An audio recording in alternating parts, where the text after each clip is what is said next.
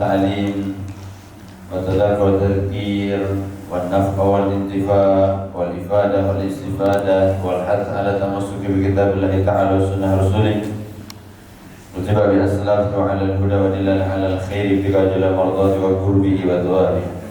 رب زدنا علما وفهما وعقلا يا أكرم الأكرمين. حق سيدنا مولانا محمد خاتم الأنبياء والمرسلين. اللهم افتح علينا وأولادنا وأزواجنا فتوح العارفين ويفقهنا في الدين واهدنا إلى سبيل الجزء المسلم. Alhamdulillah Rabbil Alamin. Alhamdulillah yang kami hormati, insyaallah Allah muliakan para guru-guru kita semua, para asatidzah, para dosen kita, pembimbing kita, hadir bersama kita tadi, ini Bapak Dr. Ramzi Amin SPM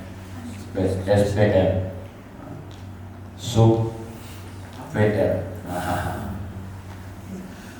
Kita doakan beliau dan semua dosen kita diberikan panjang umur sehat walafiat, diberikan kemudahan, keberkahan dunia sampai akhirat. Amin ya rabbal alamin. Dan kita semua juga nakhusu bidzikir akhina fillah, ketua kita Akhina Muhammad Syafi'i Mansur serta jajarannya semuanya yang berpartisipasi, yang berjuang untuk acara pada sore hari ini, dan kita semua yang hadir, akhina, saudara-saudaraku yang putra maupun putri, ikhwani fillah, kita berjumpa, kita bertemu karena Allah. Mudah-mudahan perkumpulan kita diridhoi oleh Allah. Amin ya rabbal alamin. Tidak ada perkumpulan yang tiba-tiba, tidak ada perjalanan hidup yang sia-sia. Semua ada makna dan hikmahnya. Alhamdulillah Allah pertemukan kita dengan orang-orang baik. Ini nikmat besar dari Allah. Terkadang kita tidak sadar, kita bertemu dengan teman yang baik, teman yang soleh, teman yang ajak kebaikan, kita tidak pernah menghargainya. Nanti ketika kita berpisah dengannya, baru terasa hilang dalam diri kita. Maka alhamdulillah, mudah-mudahan persahabatan, pertemanan kita semua di dunia bersama sampai di akhirat kembali bersama di dalam surga. Amin ya rabbal alamin. Masya Allah, di kajian kita pada sore hari ini, tema Lutfir dan di atas ini temanya jauhi zina dan kejar jannah. Lalu dalam suratnya tadi hubungan antara akal dan nafsu, akal dan nafsu. Mana yang kita bahas? Insya Allah semuanya akan kita sentuh. Dari yang pertama adalah hawa nafsu. Hawa dan nafsu itu dua kata yang berbeda. Hawa itu adalah dorongan, nafsu itu adalah gabungan antara ruh dan jasad. Nafs, maka banyak Allah sebutkan dalam Al-Quran. Nama kita ini banyak. Ada dalam Al-Quran Allah sebut dengan bashar. Bashar itu manusia, kita. Yang Allah sentuh adalah bagian bentuk fisiknya, bashar, yang terlihat. Kemudian ada ins, manusia juga. Maka Allah sandingkan ins dan jin. Wa ma khalaqtul jinna wal ins. Nanti dari nafs ins. Ins artinya orang yang terlihat, ada jasadnya dan ada ruhnya, digabungkan dalam ins. Kalau jin itu makhluk Allah yang tidak bisa terlihat, maka ada usaha nak nyari-nyari jin. Ada orang-orang sekarang minta maaf, ngelep malam-malam hari nak nyari jin di kuburan. Apa gawe jin memang tak kejingoan, apa nak dicari-carilah yang ada. Kawan-kawan ada lem ini kawan aku lagi tidur, kawan lagi ibadah, lagi sholat. Artinya apa? Ins, manusia itu ada terlihat, ada fisiknya dan ada ruhnya. Maka gabungan antara fisik dan jasad, antara jasad dan ruh, itulah nanti disebut nafs.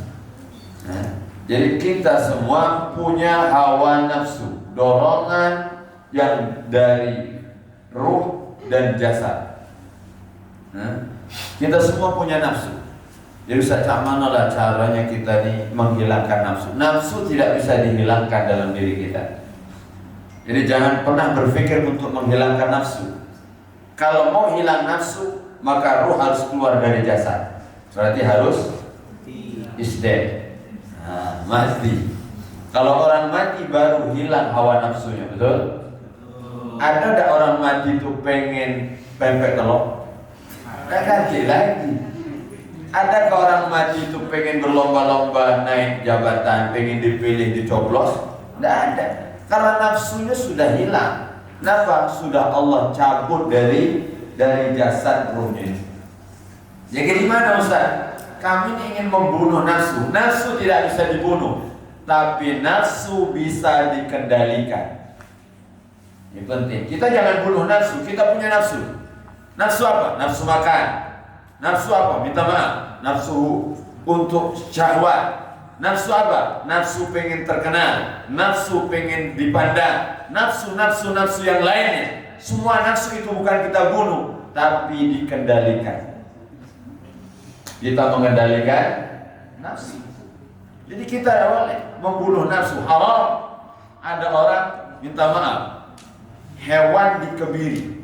Dalam Islam hukumnya haram.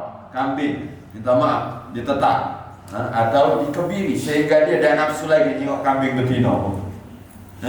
Apa hukum dalam Islam? Haram, tidak boleh. Kenapa? Kita menghilangkan nafsu dalam dirinya. Tapi kita disuruh untuk mengendalikan nafsu. Kendalikan nafsu kita, jangan sampai liar. Maka manusia ketika liar nafsunya, maka melebihi binatang. Alhamdulillah tidak. Tapi ketika nafsu dikendalikan, maka dia akan lebih hebat dari malaikat. Ini catat betul. Kita manusia punya dua sisi. Qad aflaha, maka dalam surah Asy-Syams apa Allah katakan? Syamsi wa duhaha wal qamari idza talaha wan nahari wal laili, terus was samai, terus wa nafsi wa ma. Masya Allah, calon-calon dokter soleh-solehah ini. Amin ya rabbal. Wa nafsi wa ma sawa. Nafs, Allah sebut nafs. Wa nafsi wa ma sawaha. Nafsu. Wa nafsi wa ma sawaha fa'alhamaha fujuraha. Masya Allah. Qad aflaha man zakka. Kemudian qad aflaha man zakka. Artinya apa? Nafsu ini mengajak kepada dua. Satu, nafsu itu mengajak kepada taqwaha. Yang kedua mengajak kepada apa? Mengajak kepada fujuraha wa taqwaha.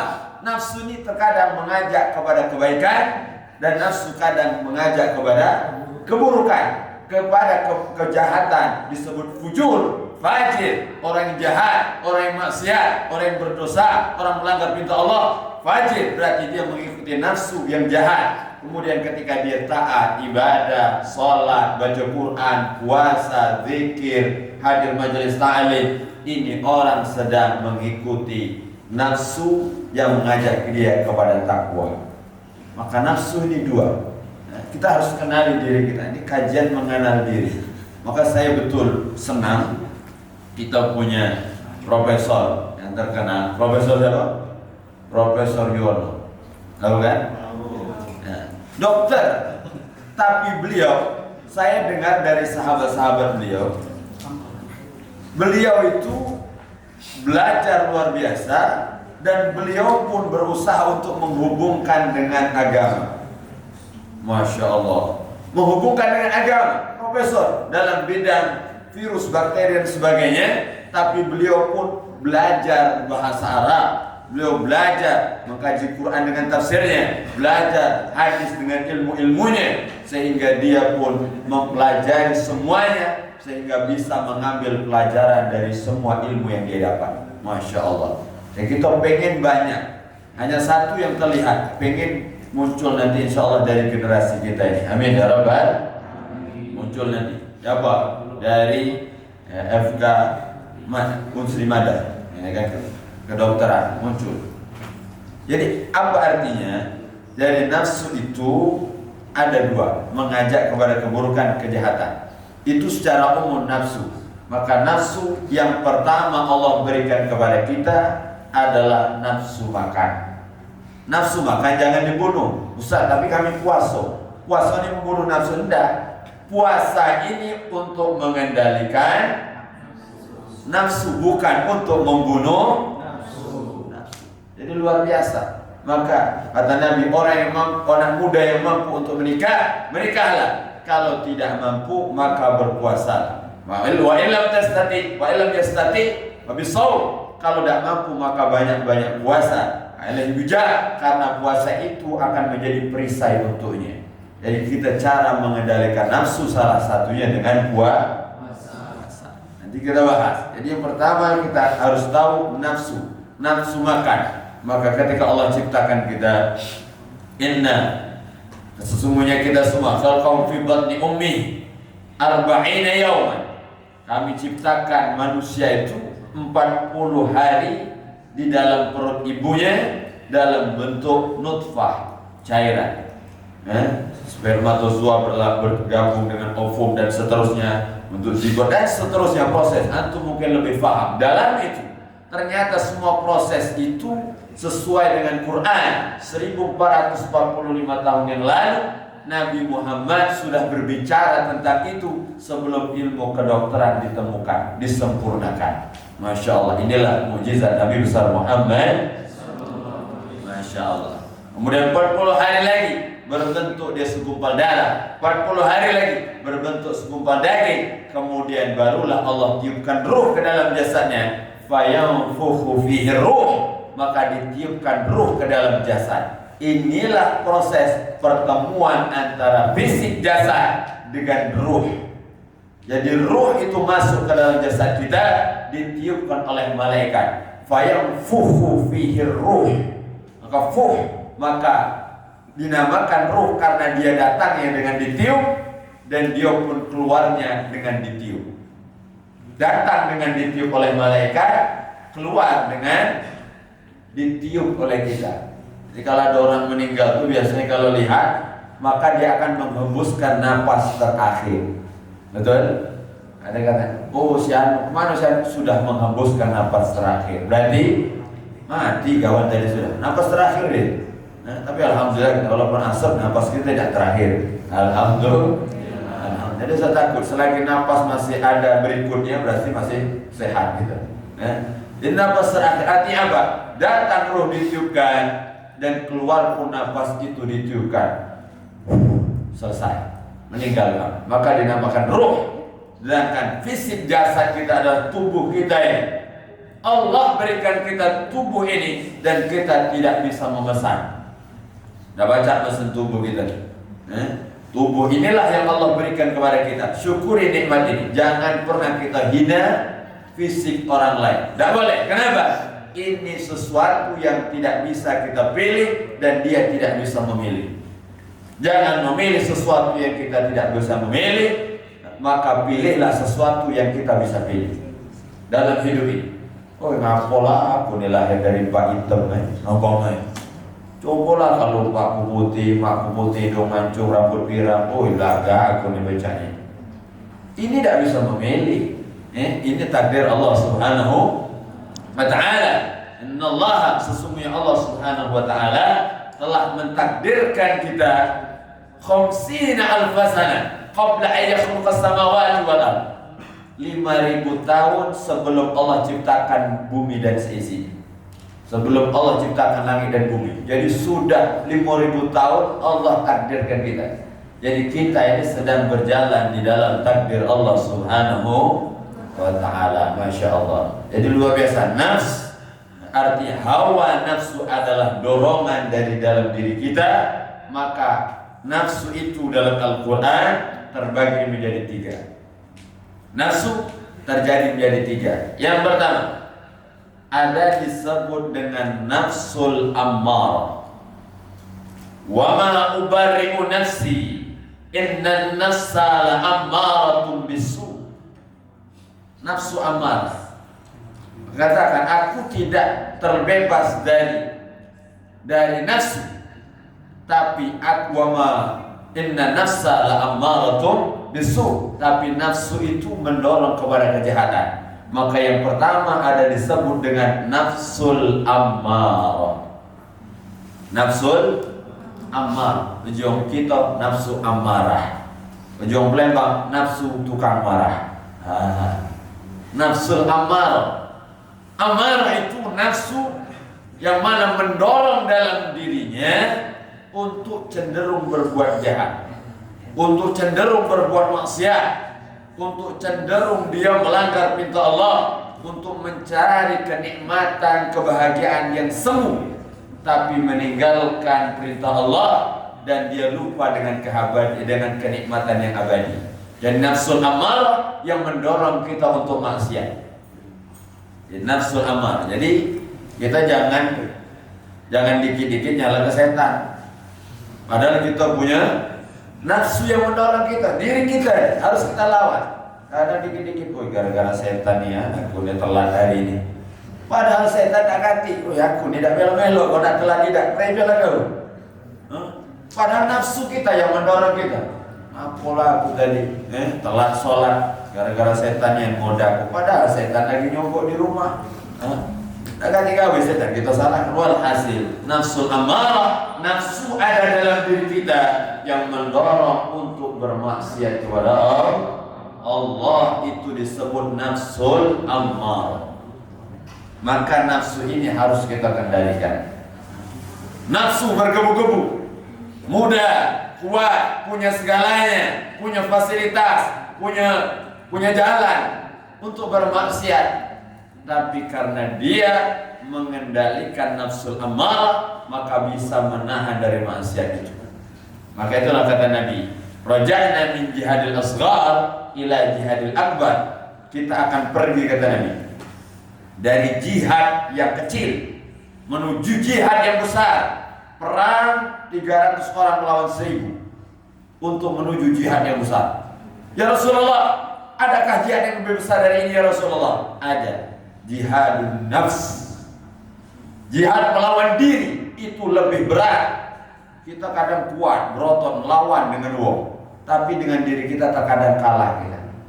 Itu takoan dengan orang lain, tapi terkadang kita sering kalah dengan diri kita. Maka orang yang hebat itu orang yang bisa mengalahkan hawa nafsunya, mengalahkan nafsul amarah yang ada pada dirinya. Ada orang hebat kalau ngomong cerita, masya Allah, kalau ngatuyong nomor 1, masya Allah, pakam, hebatnya. Tapi terkadang kita kalah dengan diri kita, dengan diri kita sendiri. Kita sadari, maka ketika kita sendirian, terkadang ya Allah, kita terjerumus kepada maksiat. Tidak sadar kalau di depan orang minta maaf seperti orang soleh, seperti orang baik, cak malaikat. Kalau depan orang ada orang cak malaikat, tapi ketika sendirian, tidak ada orang, la Allah wa la quwwata illa billah. Kita seperti lebih jahat dari iblis. Na'udzubillah min. Itu saya pribadi dan kita semua. Dan syukurnya kita, Allah masih berikan 2 penutup untuk kita, yang disebut dengan as-satar, penutup, tirai. Pernah lihat tirai? Tirai dari Allah ada 2. Satu as-satr anil maksiyah, yang kedua as-satr minal maksiyah. Allah sayangnya kepada kita, ikhwani fillah, sahabat-sahabat bukan Allah.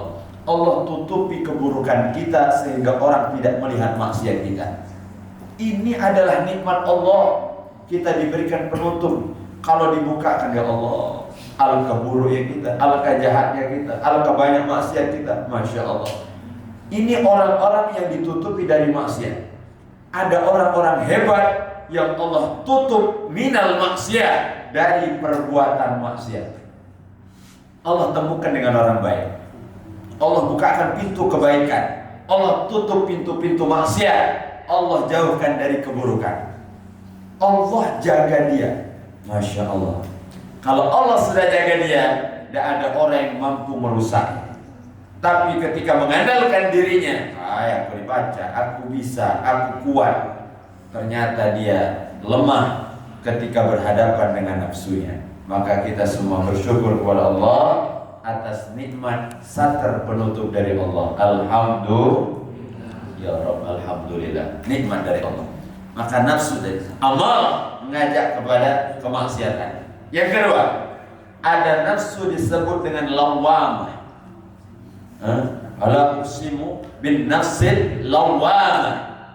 Nafsu lawamah. Apa lawamah itu? Nafsu yang mendorong diri kita dari dalam. Untuk apa? Untuk putus asa, untuk bersedih tidak berkepanjangan, untuk merasa tidak bahagia, untuk merasa jauh dari rahmat Allah, untuk merasa yang jelek, itu datang dari nafsul lawamah. Perasaan yang buruk yang ada pada diri kita, berbisik. Kadang kita berbisik, ya kawan sebelah, udah cakap kamu, awak sholat tak pernah, umpamanya dalam hati berbisik itu. Ada orang putus asa, dia ingin sesuatu tidak terpenuhi, berputus asa dia, sehingga dia na'udzubillah jatuh kepada jurang nestapa, meretap dan sebagainya. Itu datang dari nafsul lawamah. Orang yang banyak meratap, maka kita tidak boleh kita banyak meratapi apa yang telah terjadi. Jadikan masa lalu sebagai pelajaran, jadikan hari ini sebagai perjuangan, dan jadikan hari yang akan datang sebagai tujuan. Itu boleh dibuat kuat itu. Jadi agar apa? Semangat kita, semangat untuk menjalani hidup. Seburuk apapun kita, sejahat apapun kita, seberat apapun masalah kita punya Allah. Jangan ragu dengan kekuasaan Allah. Nanti kalian setelah lulus ini berat bebannya. Aku sudah dokter ini, masa aku tidak buka praktek? Datang lagi orang ngomong, masa dokter sekolah lama-lama, masa buka praktek tidak bisa? Nah, tambah berat dalam hidupnya. Berapa banyak? Sudah buka praktek, ternyata prakteknya sepi. Lagi orang ngomong lagi, mama bacanya tidak berhasil sekolah, tidak naik bacanya nih, atau lulus ke diri ini, sehingga tidak ada orang datang. Terus beban-beban itu akan kita rasakan nanti setelah kita hidup, karena beban itu bukan sebagai penghalang hidup kita, tapi kita jadikan sebagai peningkat kualitas kita. Maka itu, jangan pernah mengandalkan kepintaran, jangan pernah mengandalkan kecerdasan, jangan pernah mengandalkan orang tua dan harta, jangan pernah mengandalkan kita punya orang atas dekeng dan sebagainya, tapi andalkanlah Allah. Andalkan Allah. Nafsul lawamah ini mengajak diri kita bangga dengan diri kita. Bangga, kita punya gelar, kita punya keahlian, kita punya kepintaran, bangga dia. Itu nafsul lawamah. Nafsu yang mengajak kepada keburukan. Sumber keburukan adalah kesombongan. Orang kalau sudah sombong, dia akan menerima nasihat, dan dia na'udzubillah terlaknat oleh Allah Subhanahu wa ta'ala. Maka ini penting, kita kendalikan nafsu lawamah kita. Jangan sampai terpuruk dengan keadaan. Kita punya Allah. Jangan pernah letakkan masalah itu di pundak kita, tapi gantunglah kepada Allah Subhanahu wa ta'ala. Gantungkan. Kalau kita mikul dewek berat, hidup ini berat. Ustaz, tidak berat Ustaz. Sekarang kuliah kami dibayar. Ya sekarang masih dibayar. Nanti hidup dan sebagainya, kita akan berusaha sendiri dan sebagainya. Tapi kita punya Allah, maka kita sebut dengan Allahu Akbar. Allah yang maha besar. Allah lebih besar dari masalahku. Allah lebih besar dari beban hidupku. Allah lebih besar daripada semua yang kulakukan, semua yang ada pada diriku. Allah yang akan mengendalikan semuanya. Maka ini yang kedua, nafsul lawamah. Betul, nafsul lawamah untuk diri kita. Dari dalam dia bermain. Sombong, iri, dengki, hasad. Lihat orang kawan satu kelas dengan kita, tapi ngapa dia naik terus, pasiennya banyak, umpamanya. Diminati orang, diundang kemana-mana, padahal di kelas aku yang lebih pintar dari dia. Ada seperti itu. Nanti kelihatan ya. Maka sekarang kita pintar, karena sesemua jalan itu Allah yang mengaturnya. Ada kita lihat kawan kita sukses, jangan-jangan main dukun kawan sebelah lain. Alhamdulillah, dia pinter dia nih. Hampir beda naik, peringkat terakhir. Apa baca naik ini? Allah yang ngaturnya. Bisa jadi memang tidak pintar karena dia diangkat oleh Allah. Ini skenario Allah. Maka ketika kita mengendalikan nafsu lawamah, maka kita akan ridha atas ketetapan Allah Subhanahu. Ya Allah, ridha atas ketetapan Allah dengan cara kita mengalahkan nafsu lawamah, nafsu yang membuat menggerogoti kita dari jalan. Penyakit yang paling berbahaya, penyakit yang tidak bisa deteksi adalah penyakit hati. Kalian silahkan belajar penyakit, mengobati kanker, mengobati diabetes, mengobati asam urat, mengobati dan itu. Tapi ada satu penyakit yang tidak bisa terdeteksi, yaitu penyakit hati. Ini bisa membunuh lebih dahsyat daripada kanker stadium 4. Berapa banyak gara-gara lihat kawan sebelah, kawan dia beli mobil baru, pening 3 hari. Kawan beli mobil baru, kawan buka praktek klinik rumah sakit, langsung dia masuk rumah sakit, stroke sebelah. La haula wala quwwata. Kawan jadi direktur, innalillahi wa inna ilaihi.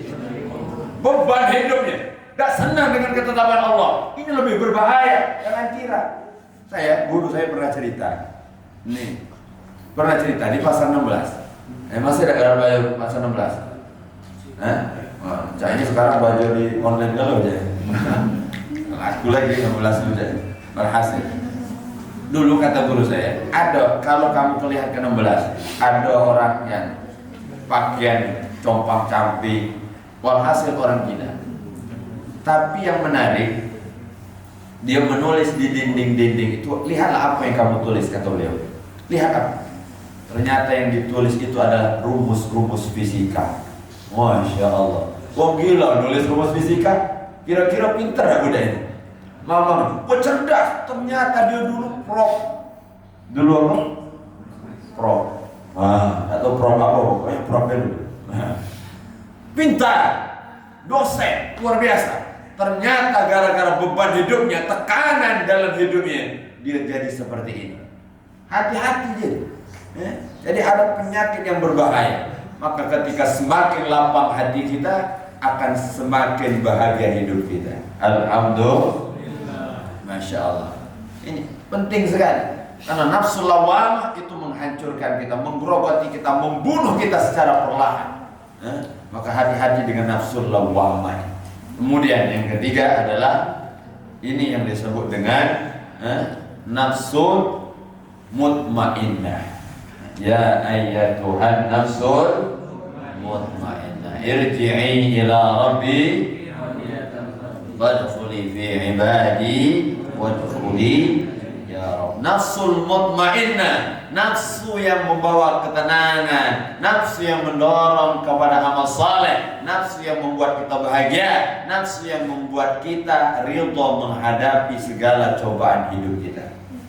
Nafsu, dari nafsu berarti Ustaz, dari nafsu, iya, dari nafsu. Maka nafsu ini harus kita arahkan. Ada 3 jalan ini. Hati-hati dengan 2 nafsu. Satu nafsu yang diridhai Allah. Inilah nafsul mutmainnah. Maka Masya Allah yang perempuan dengan gelombang pergerakan dan gelombang pergaulan masih tetap menjaga iman, menjaga syariat, menjaga ibadah. Ini berkat dorongan nafsu. Ada kawan sebelah, pernah kita lihat mungkin ada orang bawa iPhone 14. iPhone berapa? 14. Tawarkan. Yang ditawar siapa? Yang pakai jilbab. Mau tak kau buka jilbabmu, ku kasih iPhone 14. Wah, ini ujian berat nih. Kira-kira galak. Nyawa lagi tak ragu-ragu nih. Belum depan muka dia ada kontaknya, masih segel. Artinya apa? Kalau nafsu mutmainnahnya lemah, maka dia bentar juga, sedangkan juga, habis itu dapat iPhone, pakai jilbab lagi. Ternyata karena imannya kuat, karena dia punya tekad, karena nafsu mutmainnahnya hebat, maka dia la wallah, tidak demi Allah, walaupun sekejap dunia dan seisinya depan mata, tidak akan aku pernah toleh karena aku taat kepada Allah Ta'ala. Masya Allah. Luar biasa, ini ujian kita. Ujian keimanan, ujian yang datang bisa menolong kita nafsul mutmainnah. Maka Allah panggil kita ketika meninggal dunia, ya ayyatuhan nafsul mutmainnah, wahai nafsu jiwa yang tenang. Kalau dalam artinya nafsu yang kalian selalu jaga, tidak kalian umbar, mendorong kepada kebaikan, ayo kembali kepada Allah. Nafsu kita untuk berbuat jahat, berbuat maksiat, kita lawan, kita pilih nafsul mutmainnah. Datang sahabat kepada Rasulullah, ya Rasulullah, ya kita ini capek ya Rasulullah, berjuang, perang, berdarah, kaki patah, semuanya ya Rasulullah. Gimana kita nih ya Rasulullah? Apa jawab Nabi? Sabar, tenang. Kenapa? Karena capeknya kita, susahnya kita, perjuangan kita orang beriman mempertahankan agama, untuk beramal saleh, kalian akan dapat balasan jaminan surganya Allah Subhanahu wa ta'ala. In ta'lamuna fa innahum ya'lamuna kama ta'lamun wa tarjuna min Allah ma la yarjun. Jangankan kita yang baik, yang taat, seperti kita sore hari duduk di masjid, capek, letih, susah. Ada orang bermaksiat, nongkrong dengan kawan sambil minta maaf, megang atau apa dia bulat-bulat itu, tinggal untuk sepatu taruh di hidung, ngeli bulat. Capek juga dia, susah juga dia, penat juga dia. Tapi capeknya kita orang beriman, orang yang ibadah, dapat balasan surganya Allah Subhanahu wa ta'ala. Tapi mereka yang bermaksiat, mereka yang berbuat jahat, akan dapat balasan, na'udzubillah, azab dan siksa Allah Subhanahu wa ta'ala. Ini baru kita bahas tentang nafsu dan jenis nafsu. Gimana Ustaz? Bagaimana cara mengendalikan nafsu? Nah, secara umum saja, cara mengendalikan nafsu ada dua. Satu, dengan cara menggunakan akal dengan sempurna. Itu yang pertama. Maka akal, apa itu akal? Akal itu dalam bahasa Arab akal, iqal. Kalian pernah lihat kalau orang Arab pakai air hitam, tali hitam di atas kepala itu? Macam raja-raja itu kan, pakai sorban putih atau sorban warna merah putih atau sebagainya di atas kepala. Jadi kalau sorban di atas kepala, sorban seperti ini, di atas kepala itu namanya putro. Di atas kepala, biar tidak jatuh, maka dia ditaruh apa? Ditaruh tali hitam, eagle. Kalau sekarang bahasa eagle, padahal iqal, akal yang mengikat sorban supaya tidak jatuh, supaya tidak melayang, supaya tidak terbang. Itulah iqal yang ada di kepala. Maka akal itu cara bahasa adalah yang mengikat. Jadi akal ini yang mengikat kita. Maka kita harus menyempurnakan akal kita. Maka tidak boleh anak kecil berjual beli. Mudah di bawah 5 tahun tidak boleh dia jual beli. Bapaknya jualan beras. Tiba-tiba anaknya jual. Aku jual beras itu, ambillah 100 kilo. Biarlah bayar 2.000 gitu aku. Budak kecil, tidak sempurna, belum sempurna akalnya, tidak sah jual belinya. Itu dalam Islam. Kenapa? Akalnya belum sempurna. Maka sempurna akal kita ketika kita mulai umur 7 tahun, 10 tahun, terus semakin sempurna akal kita. Akal yang bisa mengikat hawa nafsu kita. Jadi fungsi akal itu apa? Untuk mengikat hawa nafsu dengan akal. Maka semakin cerdas harusnya, maka semakin bisa mengendalikan nafsunya. Maka harus diiringi, akal kita harus cerdas dan bersih. Ini penting, akal harus cerdas dan bersih. Kalau hanya cerdas saja, maka dia akan dikendalikan oleh nafsu. Tapi kalau cerdas dan bersih, dialah yang akan menuntun nafsu, yang akan membawa nafsu itu untuk diajak taat ibadah kepada Allah Subhanahu wa ta'ala. Maka dengan akal, dikendalikan dengan akal. Maka gimana Ustaz maksudnya? Kami agak kurang paham. Suatu ketika, ini kejadian yang nyata. Baginda Nabi Sallallahu Alaihi Wasallam didatangi oleh seseorang. Seorang kata kepada Rasulullah, ya Rasulullah, ya, aku siap untuk masuk Islam, siap masuk Islam, tapi aku pingin ya Rasulullah, agar aku bisa tetap menjalankan apa yang kusenangi. Silahkan kata Nabi, lakukanlah apa yang kau inginkan. Idzalli bizina. Ya Rasulullah, aku siap masuk Islam, siap sholat, siap ke masjid, siap menutup aurat dan sebagainya, siap menjalankan perintah Allah, taat kepadamu ya Rasulullah. Tapi sikap ya Rasulullah, izinkan aku untuk berzina ya Rasulullah. Aku belum baca melepas sikap ini ya Rasulullah. Kata Nabi, masuklah Islam dulu. Sahabat Nabi Sayyidina Umar sudah cabut pedang. Lanjakan apa budaknya ya Rasulullah. Nak main-main percaya dia. Sayyidina Umar tak tahan dia maksiat, tak tahan orang yang menghinakan Allah, tak tahan menghinakan syariat Allah. Langsung dia cabut, tahan dia. Tahan. Setelah masuk Islam, budaya Nabi ajak duduk dia. Duduk di masjid seperti ini. Duduk. Langkah duduk. Aku ingin tanya, kata Nabi Sallallahu Alaihi Wasallam. Nah, kau punya ibu? Qabala qawlan alaihi wa zawjuhu faqulu mahma. Faqala idza fadana minhu al-ghariba faqala ijlis. Duduk sini. Faqala la wallahi ja'alni Allah fidaan wa lan nas yuhibbuhu min ummahatihim. Apa kata beliau? Kau masih punya ibu? Kata Nabi sallallahu alaihi wasallam. Masih ya Rasulullah. Aku masih punya ibu. Ibu orang yang paling kucintai. Masya Allah. Bagaimana perasaanmu ketika ibumu ternyata dizinai oleh orang? Apa kata beliau? Mari ya Rasulullah, yang main-main. Siapa yang menyentuh ibuku, kupenggal kepalanya. Aku jadi penebus dalam proses itu. Artinya aku nih anak melanjak ke aku dewe, dan nyuruh lagi melawan budaya. Apakah kau punya saudara? Ukhti. Apa kau punya saudara? Ya Rasulullah. Oh, dia saudaraku yang mengurus aku, dia sayang kepadaku ya Rasulullah. Masya Allah. Gimana kalau ada orang tiba-tiba menyakiti saudara dengan cara menggaulinya paksa, artinya berzina? Apa jawab orang tadi? Ya Rasulullah, aku tidak bisa ngomongnya lagi ya Rasulullah. Langsung kuhabisi orang itu.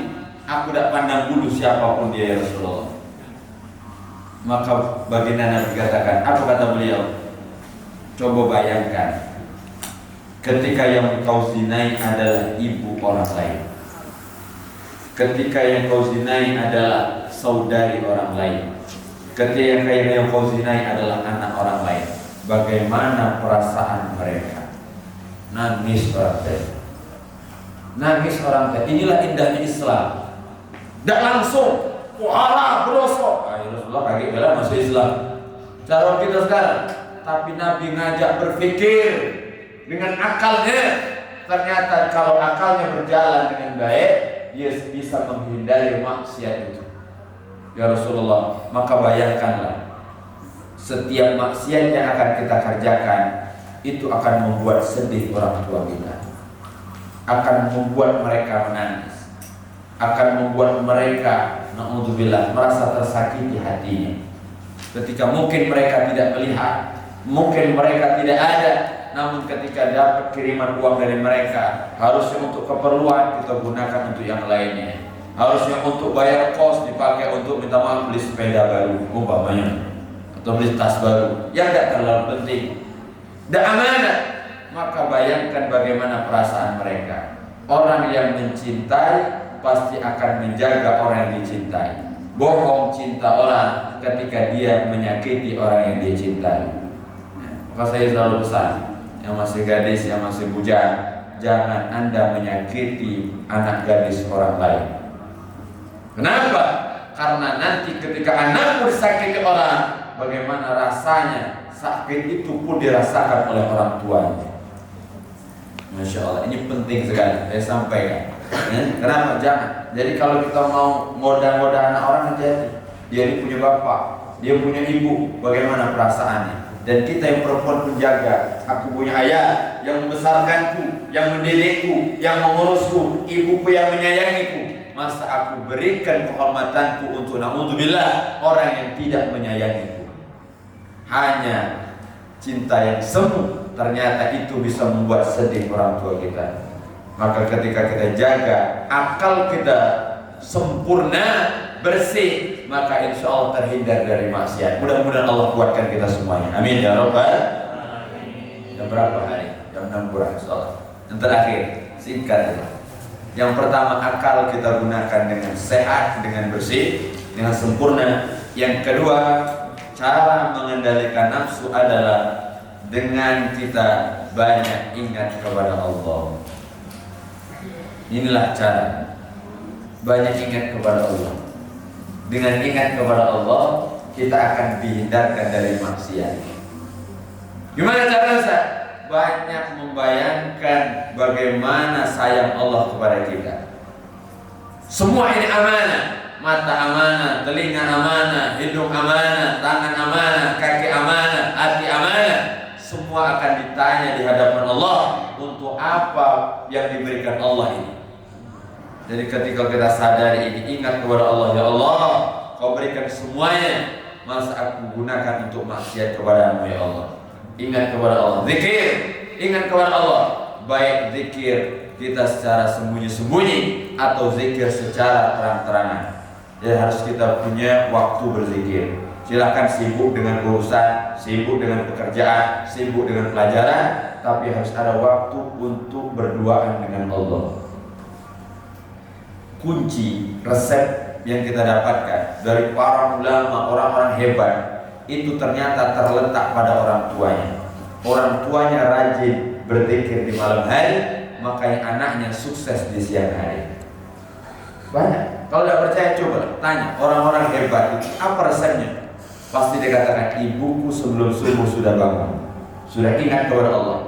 Jadi yang menjaga anaknya ternyata doa orang tuanya yang menjaga kita.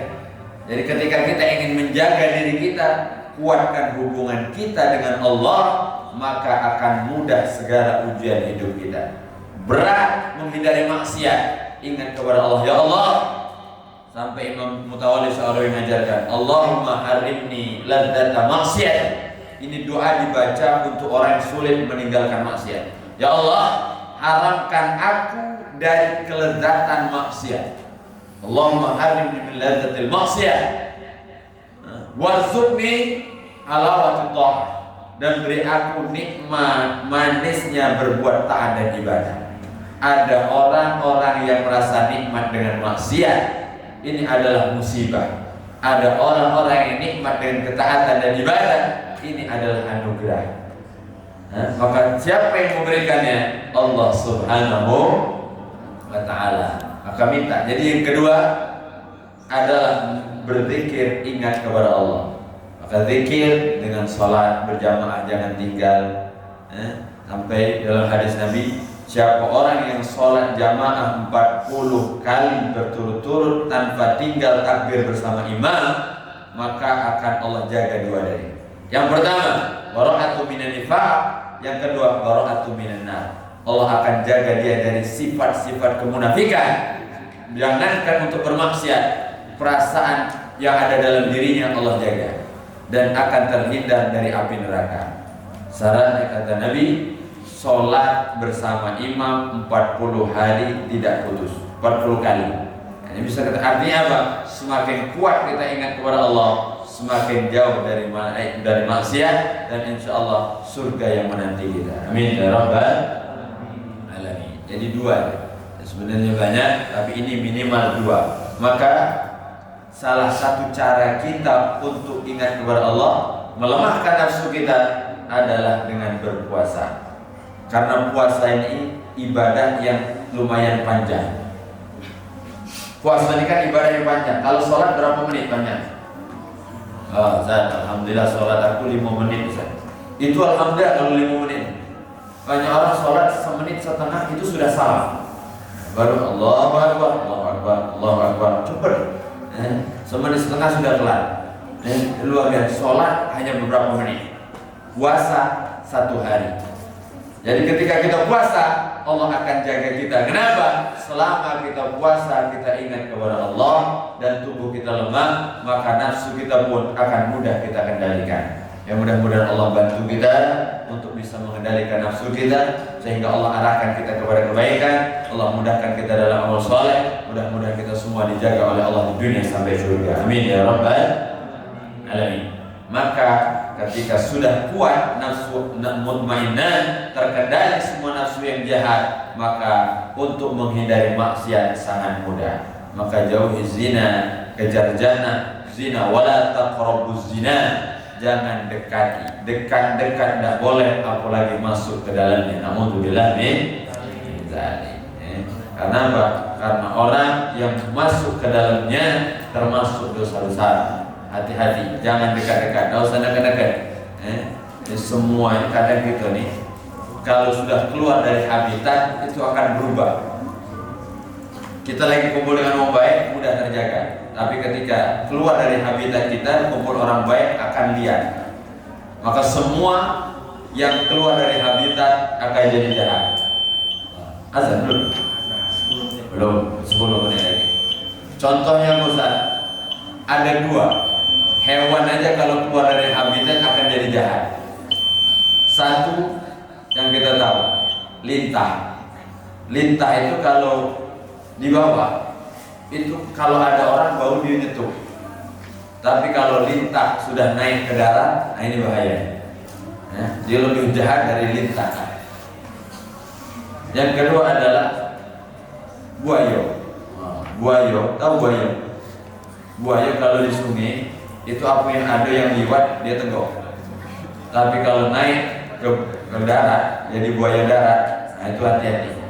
Itu lebih jahat dari buaya laut. Kenapa? Dia bukan hanya yang liwat, dia bisa mencari-cari celah, bisa ngerayu pula. Nah, ini bahayanya. Maka hati-hati. Kita tetap pada komunitas, tetap pada habitat kebaikan. Mudah-mudahan Allah jaga kita semua. Amin ya rabbal alamin. Masih ada waktu sedikit untuk